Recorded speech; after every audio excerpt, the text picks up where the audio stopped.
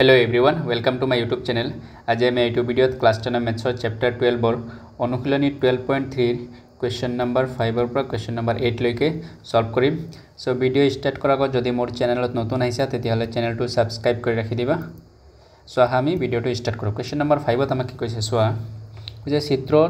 12.23 দেখুৱাৰ দৰে 4 সেন্টিমিটাৰ বাহুৰ এটা বৰ্গক্ষেত্ৰৰ প্ৰতিটো চুকৰ পৰা 1 সেন্টিমিটাৰ ব্যাসাৰ্ধৰ এটা বৃত্তৰ এটা চুক কাটি লোৱা হৈছে আৰু 2 সেন্টিমিটাৰ ব্যাসৰ এটা বৃত্তও কাটি লোৱা হৈছে। বৰ্গক্ষেত্ৰটোৰ অৱশিষ্ট অংশৰ কালি আমি উলিয়াব লাগে। সো ইয়াতে এটা আমাক বৰ্গ দি আছে, এটো হল আমাৰ বৰ্গ। এই বৰ্গৰ কি কৰিছে 4টা চুকৰ পৰা 1 সেন্টিমিটাৰ ব্যাসাৰ্ধৰ এটা বৃত্ত চুক কাটি লোৱা হৈছে। তাৰ মানে এইটো এটা চুক ইয়াৰ কি কৰিছে ইয়াৰ ব্যাসাৰ্ধ হৈছে আমাৰ 1 সেন্টিমিটাৰ। 1 সেন্টিমিটাৰ ব্যাসাৰ্ধ লৈ এটা চুক কাটি লোৱা হৈছে আৰু 4টা কোণৰ পৰা 4টা চুক কাটিছে। তাৰ মানে এইটো এটা বৃত্ত, ঠিক আছে। এই বৃত্তৰ এইটো চুক কাটিছে सेम और एटा याते 4टा चुक আছে, ठीक আছে। 4টা चुक काटिছে और কৈছে 2 সেন্টিমিটার ব্যাসৰ এটা বৃত্ত কাটিছে। এই বৃত্তটোৰ ব্যাস হল 2 সেন্টিমিটাৰ, ঠিক আছে। তো যদি ব্যাস 2 সেন্টিমিটাৰ হয় তেতিয়াহলে ইয়াৰ ব্যাসাৰ্ধ কিমান হ'ব? ব্যাসাৰ্ধ 1 সেন্টিমিটাৰ হ'ব, ঠিক আছে। আমি জানো ব্যাসৰ আধা হল ব্যাসাৰ্ধ।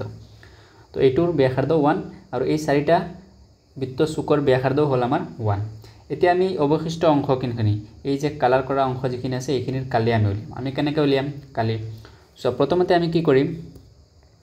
এই ইয়াত যেটো বৰ্গ দি আছে এই বৰ্গৰ পৰা বৰ্গৰ কালি আমি উলিয়াম, ঠিক আছে। বৰ্গৰ কালিৰ পৰা আমি কি কৰিম, ইয়াত যেটো আমাৰ 4টা চুক দি আছে এটো এটা চুক এই 4টা চুকৰ কালি বাদ দিম আৰু এই মাজৰ বৃত্তৰ কালি বাদ দি দিম। তেতিয়াহলে আমাৰ এই বাকি এইখিনি অংশৰ কালি ওলাই যাব আমাক। সো ইয়াতে লিখিছো চোৱা প্ৰথমতে সো আমাক দিয়া আছে বৰ্গৰ বাহু দি আছে 4 সেন্টিমিটাৰ, ঠিক আছে। তো বৰ্গৰ বাহু হল আমাৰ কিমান 4 সেন্টিমিটাৰ। সো লিখিছো বৰ্গৰ বাহু 4 সেন্টিমিটাৰ। এতিয়া চোৱা এই অৱশিষ্ট অংশৰ কালি বৰ্গক্ষেত্ৰটোৰ অৱশিষ্ট অংশৰ কালি কি হ'ব? চোৱা বৰ্গৰ কালি -4 ইনটু যেহেতু 4টা চুক আছে,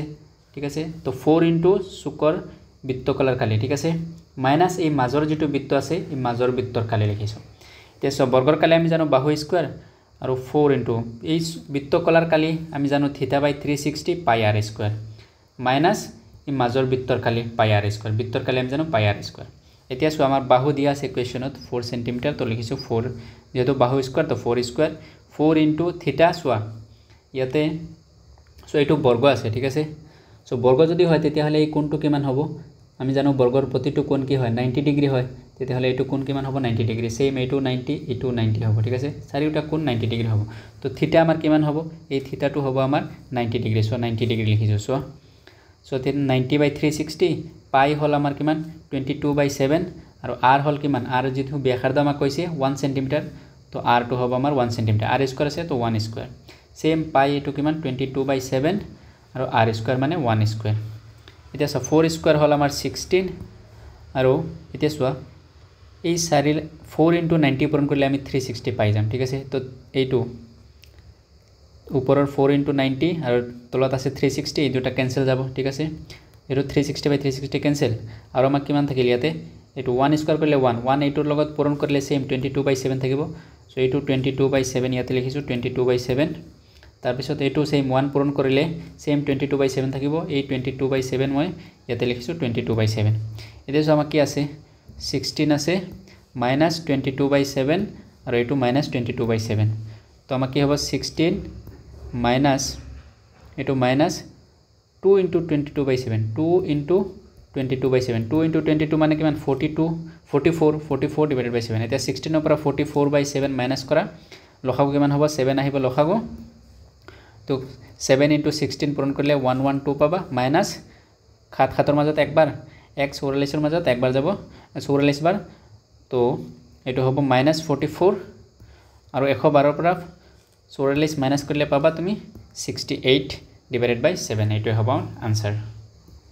নেক্সট চোৱা কোৱেশ্চন নম্বৰ 6 ত আমাক কি কৈছে। কোৱেশ্চন নম্বৰ 6 ত কৈছে চোৱা এটো চিত্ৰত দিয়া আছে দেখুৱাৰ দৰে 32 সেন্টিমিটাৰ ব্যাসাৰ্ধ আমাক দিয়া আছে 32 সেন্টিমিটাৰ। এখন বৃত্তীয় টেবুল কভাৰৰ মাজত ABC এটা সমবাহু ত্ৰিভুজ এৰি এটা নক্সা তৈয়াৰ কৰা হৈছে। এতিয়া এই নক্সাটোৰ কালি নিৰ্ণয় কৰিব লাগে আমাক। সো আমি কেনেকৈ উলিয়াম? আমাক কি দি আছে চোৱা এটা বৃত্ত দি আছে। এই বৃত্তৰ মাজত কি কৰিছে এটা ত্ৰিভুজ দি আছে। এই ত্ৰিভুজটো কাটি দিছে তেতিয়াহলে বাহিৰৰ এই অংশখিনি থাকিব। এতিয়া আমি এই অংশৰ কালি উলিয়াব লাগে। এইখিনিৰ কালি উলিয়াব লাগে আমি কেনেকৈ উলিয়াম আমি কি কৰিম পুৰা বৃত্তৰ কালি উলিয়াম বৃত্তৰ কালিৰ পৰা আমি কি কৰিম এই মাজত যেটো ত্ৰিভুজৰ কালি আছে এইটো বাদ দি দিম তেতিয়াহলে আমাৰ এই বাহিৰৰ কালিখিনি ওলাই যাব এতিয়া আমি কি কৰিব লাগিব ত্ৰিভুজৰ কালি ওলাব লাগিব আমাক বৃত্তৰ কালিটো আমি জানো যেহেতু আমাক কোৱেশ্যনত ব্যাসাৰ্ধ দি আছে 32 সেন্টিমিটাৰ ব্যাসাৰ্ধ দিছে তেতিয়াহলে বৃত্তৰ কালি ফৰ্মুলা আমি জানো পাই r স্কয়াৰ ঠিক আছে r আমাৰ হাতত আছে তো পাই আমি জানো 22/7 এতিয়া আমি কি কৰিব লাগিব এই মাজত যেটো ত্ৰিভুজ দি আছে ABC ত্ৰিভুজ এই ত্ৰিভুজৰ কালি ওলাব লাগে ত্ৰিভুজৰ কালিৰ ফৰ্মুলা আছিল সমবাহু ত্ৰিভুজ ঠিক আছে তো কি হ'ব √3/4 বাহু স্কয়াৰ এইটো ফৰ্মুলা দি আমি এই ত্ৰিভুজৰ কালি উলিয়াম এতিয়া বাহু কোনটো আছে এইটো AB BC আৰু AC এতিয়া বাহু আমাক দিয়া নাই তেতিয়া আমি প্ৰথমতে কি কৰিব লাগিব এই বাহু কেইটাৰ মান উলিয়াব লাগিব ঠিক আছে এতিয়া বাহুৰ মান আমি কেনেকৈ উলিয়াম ঠিক আছে তো লিখিলো আমি বৃত্তৰ ব্যাসাৰ্ধ 32 সেন্টিমিটাৰ আমাক যেহেতু দিয়া আছে তো লিখিছো বৃত্তৰ ব্যাসাৰ্ধ r = 32 সেন্টিমিটাৰ এতিয়া এই যেটো ত্ৰিভুজ দিয়া আছে আমাক ABC ত্ৰিভুজটো সোৱা কোৱেশ্যনত কৈছে সমবাহু ত্ৰিভুজ এটো সোৱা সমবাহু ত্ৰিভুজ কৈছে ইয়াতে দিয়া আছে সমবাহু ত্ৰিভুজ এতিয়া যেহেতু ABC সমবাহু ত্ৰিভুজ তাৰ মানে কি হ'ব তাৰ তিনিটা বাহু কি হ'ব সমান হ'ব ঠিক আছে সো ইয়াতে লিখিছো এতেকে AB = BC = CA আৰু সমবাহু ত্ৰিভুজৰ কি হয় তিনিটা কোণ সমান থাকে এই কোণটো এটো কোণ কিমান 60 ডিগ্ৰী এটো হ'ব 60 ডিগ্ৰী এটো হ'ব 60 ডিগ্ৰী ঠিক আছে তিনিটা কোণৰ মান 60 ডিগ্ৰী সমবাহু ত্ৰিভুজৰ তিনিটা কোণ 60 ডিগ্ৰী হয় তো এটো লিখিছো কোণ A = কোণ B = কোণ C কিমান 60 ডিগ্ৰী এতিয়া আমি কি কৰিম এই বৃত্তৰ কেন্দ্ৰৰ পৰা এই BCৰ ওপৰত এডাল লম্ব আঁকিছো ঠিক আছে এটো হল আমাৰ বৃত্তৰ কেন্দ্ৰৰ পৰা এটো লম্ব বৃত্তৰ কেন্দ্ৰটো হল আমাৰ O আৰু ইয়াত লম্বটো আঁকিছো আমি OP লম্ব আঁকিছো ঠিক আছে সো এই BCৰ ওপৰত সোৱা OP লম্ব আঁকা হল এতিয়া সোৱা এই BCটো কি এইটো বৃত্তৰ জ্যা আৰু জ্যাৰ ওপৰত লম্ব কি কৰিছে আমি জানো যে জ্যাৰ ওপৰত থকা লম্ব কেন্দ্ৰ যেহেতু কেন্দ্ৰৰ মাজেদি যাব সেইটোৱে জ্যাক সমদ্বিখণ্ডিত কৰে তাৰ মানে BP = BC হ'ব ইয়াৰ পৰা BP ৰ দূৰত্ব যিমান PC ৰ দূৰত্ব সমান হ'ব ঠিক আছে কাৰণ এটো জ্যাক OP কি কৰিছে সমদ্বিখণ্ডিত কৰিব ঠিক আছে যেহেতু OP লম্ব সো ইয়াতে লিখিছো সোৱা PP = CP হ'ব B ৰ পৰা P ৰ দূৰত্ব যিমান P ৰ পৰা C ৰ দূৰত্ব কিমান হ'ব ঠিক আছে কাৰণ OP লম্ব জ্যাৰ ওপৰত লম্ব আকৌ সোৱা এই কোণটো যেটো BOC এই BOC যেটো কোণ হ'ব এই কোণটো কিমান হ'ব এই কোণটো হ'ব আমাৰ 120 ডিগ্ৰী কিয় 120 ডিগ্ৰী হ'ব কাৰণ সোৱা এইটো হল আমাৰ কি বৃত্তস্থ কোণ কিমান দিয়া আছে আমাক 60 ডিগ্ৰী এতিয়া আমি জানো কেন্দ্ৰস্থ কোণ বৃত্তস্থ কোণৰ দুইগুণ হয় এইটো যিমান হ'ব তাৰ দুগুণ হ'ব এই কোণটো কেন্দ্ৰস্থ কোণটো হ'ব তাৰ দুগুণ এইটো 60 তেতিয়া হলে এইটো কিমান হ'ব দুগুণ 120 হ'ব সো ইয়াতে লিখিছো সোৱা কোণ BOC = 120 ডিগ্ৰী এই কোণটো 120 ডিগ্ৰী হ'ব কাৰণ ইয়াতে লিখিছো সোৱা কেন্দ্ৰস্থ কোণ বৃত্তস্থ কোণৰ দুগুণ হয় এতিয়া সোৱা তাৰ পিছত কি লিখিছো এতিয়া এই কোণটো ধৰা কোণ BOP এইটো BOP কোণ BOP এই কোণটো কিমান হ'ব এই মাজৰ যেহেতু পুৰাটো 120 আৰু OP টো হল OP এ কি কৰিছে এক সমদ্বিখণ্ডিত কৰিছে তেতিয়া হলে এই কোণটো কিমান হ'ব 60 ডিগ্ৰী হ'ব এই কোণটো হ'ব আমাৰ 60 ডিগ্ৰী BOP সো ইয়াতে লিখিছো সোৱা কোণ BOP টো হ'ব আমাৰ কিমান 60 ডিগ্ৰী আৰু যদি এইটো 60 ডিগ্ৰী হয় তেতিয়া হলে আমি জানো পুৰা ত্ৰিভুজৰ কোণ ত্ৰিভুজ এইটো সোৱা BOP এইটো ত্ৰিভুজৰ এইটো কোণ 90 ডিগ্ৰী আমি জানো কাৰণ OP টো হল লম্ব এইটো কোণ হল আমাৰ 90 ডিগ্ৰী এইটো 60 ডিগ্ৰী কাৰণ পুৰাটো আছে আমাৰ 120 আৰু OP সমদ্বিখণ্ডিত কৰিছে তেতিয়া হলে এইটো 60 এতিয়া আমি জানো ত্ৰিভুজৰ তিনিটা কোণৰ মান হল 180 ডিগ্ৰী এইটো আমি জানো এইটো 60 আৰু এইটো 90 কিমান হল 150 ডিগ্ৰী আৰু 180 হ'বলৈ হলে এইটো কিমান হ'ব লাগিব 30 ডিগ্ৰী হ'ব লাগিব এই কোণটো হল আমাৰ 30 ডিগ্ৰী সো ইয়াতে লিখিছো সোৱা কোণ OBP এইটো কোণ 30 ডিগ্ৰী হ'ব এই কোণটো হল আমাৰ 30 ডিগ্ৰী এইটো ত্ৰিভুজৰ এতিয়া সোৱা এইটো সমকোণী ত্ৰিভুজ এতিয়া সমকোণী ত্ৰিভুজৰ এটা বাহু আমাক দিয়া আছে কাৰণ এটো সোৱা OB টো কি হয় OB টো হল আমাৰ বৃত্তৰ ব্যাসাৰ্ধ এইবিলাক হল বৃত্তৰ OB OC এটো কি বৃত্তৰ ব্যাসাৰ্ধ কেন্দ্ৰৰ পৰা এই বৃত্তলৈ টনা ৰেখা এটো হল কি বৃত্তৰ ব্যাসাৰ্ধ আৰু কোৱেশ্চনত চোৱা বৃত্তৰ ব্যাসাৰ্ধ দিয়া আছে 32 সেন্টিমিটাৰ তেতিয়া হলে OB টো হ'ব আমাৰ 32 সেন্টিমিটাৰ ঠিক আছে এতিয়া চোৱা সমকোণী ত্ৰিভুজৰ এটা বাহু আমাক দিয়া আছে আমি BP উলাব লাগে ঠিক আছে তো আমি জানো এটো সমকোণী ত্ৰিভুজ এটো যদি কোণ কৰিছে 30 ইয়াৰ লগত কোণ কৰিছে তেতিয়া হলে এটো হ'ব আমাৰ ভূমি বেস এটো হ'ব আমাৰ H আৰু এটো হ'ব আমাৰ P এতিয়া H দিয়া আছে আমি B উলিয়াম H আৰু B এৰ মাজত ৰিলেচন কোনটো আছিল cos θ আছিল B/H আছিল ঠিক আছে এতিয়া চোৱা H আমাক দিয়া আছে তো আমি জানো cos θ কি হ'ব cos θ কিমান 30 degree so cos of 30 degree কিমান হ'ব এটো B/H তাৰ মানে BP divided by H কিমান OB BP divided by OB next চোৱা cos 30 ডিগ্ৰী মান আমি জানো √3/2 আৰু BP এৰ মান আমি উলিয়াব লাগে BP ৰাখিছো আৰু OB এৰ মান কিমান হসুৱা 32 কোৱেশ্চনত দি আছে সো OB কিমান হ'ব 32 বহাইছো তাৰ পিছত চোৱা ইয়াৰ পৰা BP এৰ মান উলিয়াই দিয়া BP কষ্ট কিমান হ'ব 32 ইয়াৰ লগত পূৰণ কৰা তেতিয়া হলে কিমান হ'ব আৰু ইয়াৰ লগত 32 পূৰণ কৰা চোৱা 2 দি ভাগ কৰি দিয়া 2 গুণ 2 2 16 গুণ কিমান 32 তেতিয়া হলে এটো কিমান হ'ব 16√3 তো BP 16√3 এতিয়া চোৱা BC আমাক লাগে BC এই পুরা BC লাগে আমি BP উলাইছো এতিয়া BP = PC ইয়াতে লিখিছো চোৱা BP = PC তেতিয়া হলে BC এর মান কিমান হ'ব 2 * BP হ'ব ঠিক আছে তো BP plus of CP আৰু CP = BP তো BP plus of BP কিমান হ'ব 2 * BP হৈ যাব তো BC = কিমান পাম আমি 2 * BP সো ইয়াতে আমাক BP লাগে BC লাগে তো BC আমি লিখিছো চোৱা 2 * BP আৰু 2 * BP এৰ মান চোৱা ইয়াতে উলাইছো 16√3 তো BP এর মান আমি উলাইছো 16√3 আর 2 * 16√3 মানে 32√3 এটো হল আমাৰ BC এৰ মান BC = 32√3 এতিয়া বাহুৰ মান আমি পাই গৈছো এতিয়া চোৱা প্ৰতিটো বাহু আমি পাই গৈছো এটো BC 32√3 আৰু BC লগত AB সমান আৰু AC সমান এতিয়া ত্ৰিভুজৰ বাহুৰ মান পাই গৈছো এতিয়া আমি ত্ৰিভুজৰ কালি উলাব পাৰো ত্ৰিভুজৰ কালি ফৰ্মুলা আছিল √3/4 বাহু স্কয়াৰ তো √3/4 বহাইছো আৰু বাহুৰ মান কিমান 32√3 বাহু স্কয়াৰ আছে এটো স্কয়াৰ দিছো তাৰ পিছত চোৱা এটো 32 স্কয়াৰ কৰিলে চোৱা 32 * 32 লিখিছো ঠিক আছে আৰু এই √3 স্কয়াৰ কৰিলে এই √3 টোক আমি যদি স্কয়াৰ কৰো তেতিয়া হলে 3 পাম সো এই 3 টো লিখিছো তাৰ পিছত এটো √3 ইয়াতে লিখিছো ঠিক আছে তাৰ পিছত চোৱা এটো সেম ৰাখা 32 3√3 / 4 এটো হল আমাৰ ত্ৰিভুজ ABC এৰ কালি এটা আমি বৃত্তৰ কালি জানো পাই r² তো পাই 22/7 বহাইছো আৰু r² 32 * 32 r যেহেতু আমাক ব্যাসাৰ্ধ দিয়া আছে 32 তো এটো হল আমাৰ বৃত্তৰ কালি এতিয়া আমি নকশাটোৰ কালিও লিখিব লাগে নকশাটোৰ কালি আমি জানো বৃত্তৰ কালি মাইনাস ত্ৰিভুজৰ কালি বৃত্তৰ কালি আমি মাত্ৰ উলাইছো এটো লিখিছো তাৰ পিছত ত্ৰিভুজ ABC এৰ কালি হল আমাৰ এটো এই যেটো আমি ইয়াতে লিখিছো এটো হল আমাৰ ত্ৰিভুজ ABC এৰ কালি এটা ত্ৰিভুজ ABC এৰ কালি চোৱা ইয়াতে লিখিছো 32 * 32 এটো 3√3/4 এতিয়া চোৱা কি কৰা 4 এৰ 1 গুণ 4 4 এৰ 8 গুণ কিমান 32 কাটি দিয়া ঠিক আছে এতিয়া চোৱা এটো সেম 32 * 32 যদি পূৰণ কৰা তেতিয়া হলে পাবা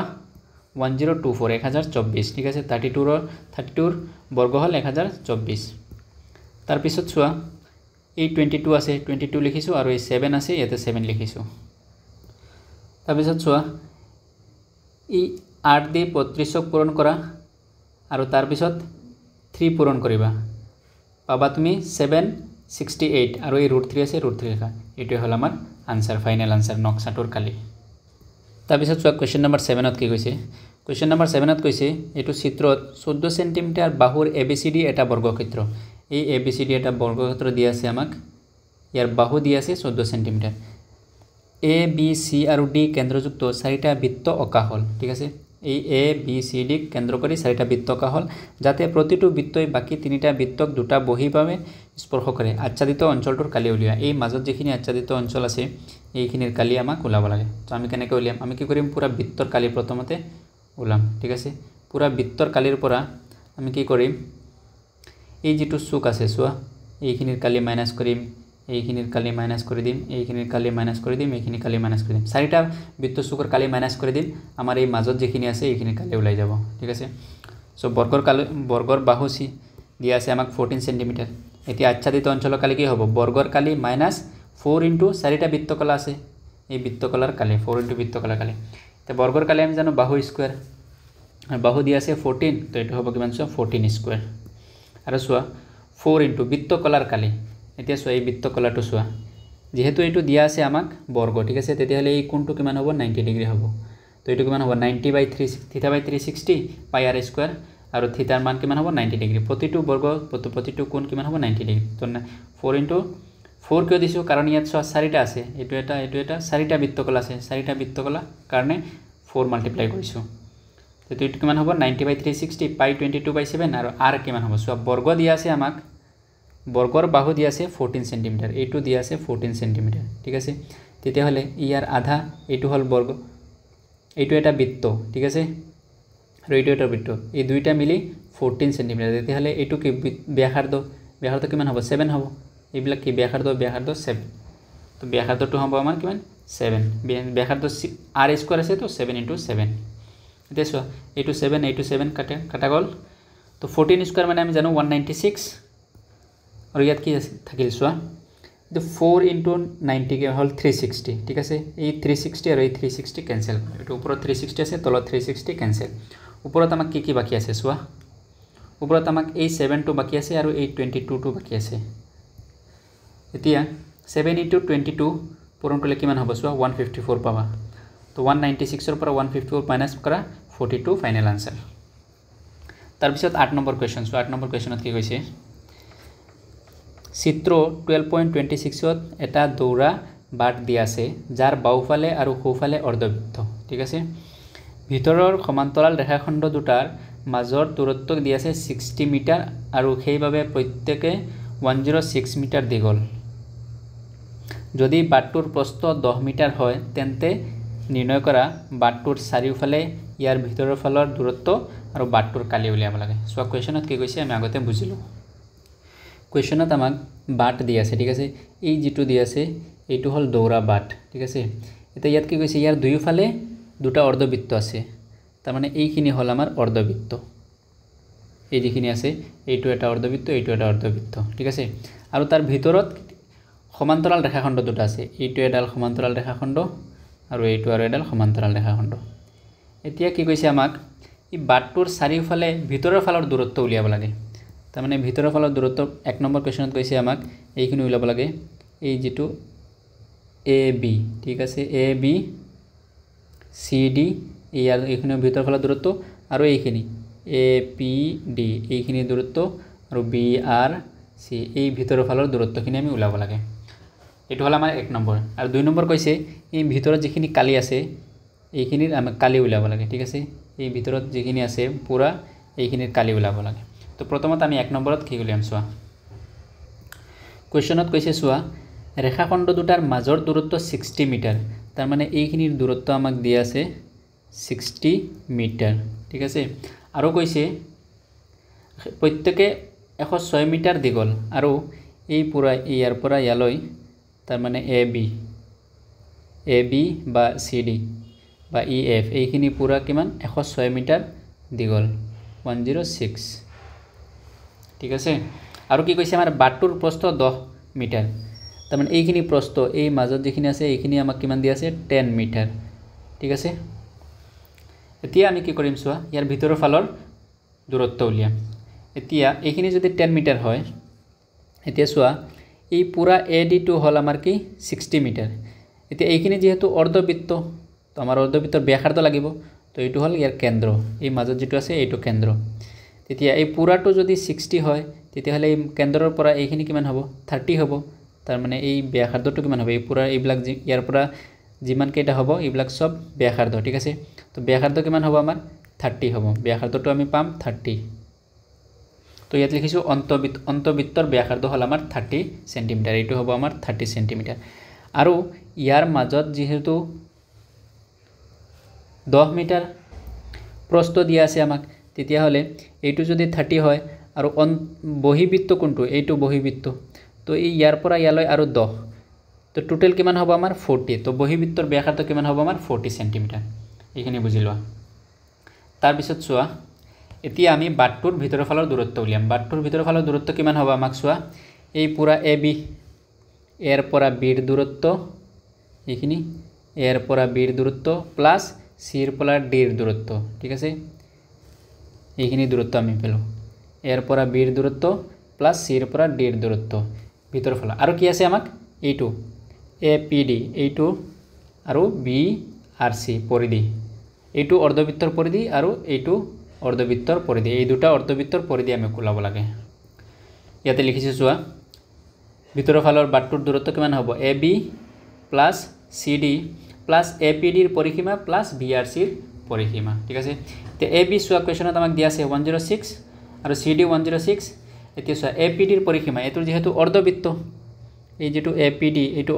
অৰ্ধবৃত্তৰ পৰিসীমা আমি কেনেকৈ জানো অৰ্ধবৃত্ত যেহেতু হাফ মাল্টিপ্লাই কৰিছো আৰু বৃত্তৰ পৰিসীমা আমি জানো 2 পাই r ঠিক আছে সেম তেনেকুৱা এটো এটা অৰ্ধবৃত্ত কিমান হ'ব হাফ ইনটু 2 পাই r অৰ্ধবৃত্তৰ পৰিসীমা 106 আৰ 106 যদি আমি যোগ কৰো তেতিয়াহলে পাম 212 আৰু হাফ ইয়াৰ লগত সব ক্যান্সেল যাব এটো 2 ক্যান্সেল এটো 2 ক্যান্সেল কি থাকিলে আমাৰ পাই r1 আৰু পাই r1 আছে ঠিক আছে তো পাই আমি 22/7 আৰু r1 কিমান 30 ডিগ্ৰী সো ইয়াতে সেম 22/7 আৰু 30 ডিগ্ৰী এতিয়া সো এইখিনি যোগ কৰা জাস্ট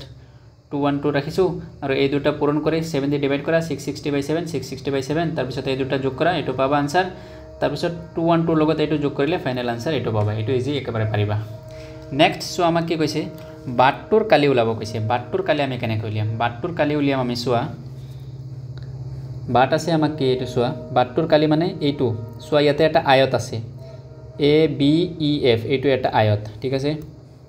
এই যেটো আছে এটো হল আমাৰ এটা আয়ত এইটো এটা আয়ত এই তলত সো আৰু এটা আয়ত আছে এইটো এটা আমাৰ আয়ত এইটো আয়ত কি সি ডি জি এফ এই আয়ত ঠিক আছে তো দুটা আয়তৰ কালি আমি যোগ কৰিম তাৰ পিছত কি কৰিম এইটো এইখিনিৰ কালি আমি উলিয়াম এইখিনিৰ কালি আৰু এইটো সাইডৰ এইখিনিৰ কালি উলিয়াম এতিয়া সো এইখিনিৰ কালি আমি কেনেকৈ উলিয়াম আমি প্ৰথমতে কি কৰিম এই যেটো অৰ্ধবৃত্ত আছে এইটো যেটো এই পুৰা বাহিৰৰ এইখিনিৰ পুৰা কালি অৰ্ধবৃত্তৰ কালি উলিয়াম ঠিক আছে এই পুৰা অৰ্ধবৃত্তৰ কালিৰ পৰা আমি কি কৰিম এইখিনিৰ কালি বাদ দি দিম এই সৰু অৰ্ধবৃত্তটোৰ কালি বাদ দি দিলে আমাৰ এই বাহিৰৰ যিখিনি আছে এইখিনি কালি ওলাই যাব এই বাহিৰৰ কালিখিনি ওলাই যাব সো আমি পালো এইটো পুৰা বাটটোৰ কালি কি পালো আমি পাইছো এইটো এটা আয়তৰ কালি এইটো এটা আয়তৰ কালি দুটা আয়তৰ কালি আৰু এই অৰ্ধবৃত্ত বাহিৰৰ অৰ্ধবৃত্তৰ কালিৰ পৰা ভিতৰৰ অৰ্ধবৃত্তৰ কালি মাইনাস কৰিম আৰু ইয়াতেও বাহিৰৰ অৰ্ধবৃত্তৰ পৰা ভিতৰৰ অৰ্ধবৃত্তৰ কালি মাইনাস কৰিম সো ইয়াতে লিখিছো সোৱা A B E F আয়তৰ Kali plus B C G H আয়তৰ কালি দুটা আয়ত আছে ইয়াতে সোৱা এইটো আয়ত সোৱা এ বি আৰু ই এফ এই যেটো আয়ত এইটো কোণ আৰু এইটো কোণ এই যেটো আয়ত হল এইটো এটা আয়ত আৰু তলত আৰু এটা আয়ত আছে সোৱা এইটো সি ডি জি এফ এইটো আয়ত দুটা আয়ত আমি পালো ঠিক আছে তো দুটা আয়ত লিখিছো সোৱা তাৰ পিছত কি কৰিছো অৰ্ধবৃত্ত ই কিউ এইচৰ কালি এইটো অৰ্ধবৃত্ত ই কিউ এইচৰ কালি কোনটো ই কিউ এইচ চাই লও সোৱা এইটো অৰ্ধবৃত্ত ই কিউ এইচৰ কালি এই পুৰা অৰ্ধবৃত্তটোৰ কালি মাইনাস কৰিম আমি সোৱা এ পি ডি এইটো অৰ্ধবৃত্তৰ কালি মাইনাস কৰিম সো ইয়াতে লিখিছো সোৱা মাইনাস অৰ্ধবৃত্ত এ পি ডিৰ কালি প্লাস সেম অৰ্ধবৃত্ত এইটো এফ এস জিৰ কালি মাইনাস অৰ্ধবৃত্ত বি আৰ সিৰ কালি এইটো সাইডৰ এইখানে অৰ্ধবৃত্ত এফ এস জি এইখিনি পুৰা অৰ্ধবৃত্তৰ কালি মাইনাস কৰিছো আমি এইটো বি আৰ সিৰ কালি মাইনাস কৰিলে আমাৰ এই বাহিৰখিনি ওলাই যাব এতিয়া সোৱা জাস্ট ভ্যালু কেটা বহাই দিয়া এইটো আয়তৰ কালিৰ ফৰ্মুলা আমি জানো দিক ইনটু প্ৰস্থ দিক সোৱা আমাক 106 দি আছে দিক ইনটু প্ৰস্থ দিক 106 আৰু প্ৰস্থ 10 কেনেকৈ সোৱা প্ৰস্থ কোনটো এইখিনি হল আমাৰ প্ৰস্থ এই যেটো আছে এইটো প্ৰস্থ আৰু এইটো প্ৰস্থ আমাক কোৱেশ্যনত দিয়া আছে 10 সেন্টিমিটাৰ ঠিক আছে সো দিক ইনটু প্ৰস্থ বহাইছো সোৱা দিক ইনটু প্ৰস্থ সেম এইটো আয়তৰ কালি দিক ইনটু প্ৰস্থ তাৰ পিছত অৰ্ধবৃত্তৰ কালি আমি জানো অৰ্ধবৃত্ত যেহেতু তো হাফ মাল্টিপ্লাই কৰিছো আৰু বৃত্তৰ কালি পাই r স্কয়াৰ সেম এইটো অৰ্ধবৃত্তৰ কালি অৰ্ধবৃত্ত জানো হাফ আৰু বৃত্তৰ কালি পাই r স্কয়াৰ সেম এইটো তলৰটো এইটো অৰ্ধবৃত্তৰ কাৰণে হাফ আৰু বৃত্তৰ কালি পাই r স্কয়াৰ এইটো বাহিৰত সো r 40 আৰু এইটো ভিতৰৰ কাৰণে r 30 ঠিক আছে বাহিৰৰটো কাৰণে 40 আৰু ভিতৰৰটো কাৰণে 30 সেম অৰ্ধবৃত্তৰ কাৰণে হাফ আৰু পাই 22/7 r স্কয়াৰ কিমান 30 এতিয়া সো এইটো ক্যালকুলেট কৰা এই 106 আৰু 10 মাল্টিপ্লাই কৰিলে পাবা তুমি কিমান 1060 প্লাস এইটো মাল্টিপ্লাই কৰিলে পাবা 1060 দুইটা যোগ কৰা এইখিনি পাবা 2120 তাৰ পিছত সোৱা ইয়াতে কি আছে এইটো সোৱা half into 22/7 আৰু 40 half into 22/7 and 40 into 40 এইটো জানো so half into half multiply কৰিলে এই দুইটা যদি আমি এড কৰো তেতিয়া হলে 1 হৈ যাব ঠিক আছে দুইটা এড কৰিলে হাফ হাফ ক্যান্সেল হৈ যাব কাৰণ হাফ ক্যান্সেল কৰিলে 1 হৈ যাব হাফ হাফ আমি যেতিয়া এড কৰিম দুইটা 1 হৈ যাব তো এইটো হ'ব আমাৰ কি 22/7 ঠিক আছে এই 22/7 আৰু 40 into 40 কিমান আমি জানো 1600 ঠিক আছে তো লিখিছো 22/7 14 into 40 হাফ হাফ আছে তো হাফ 1 হৈ গল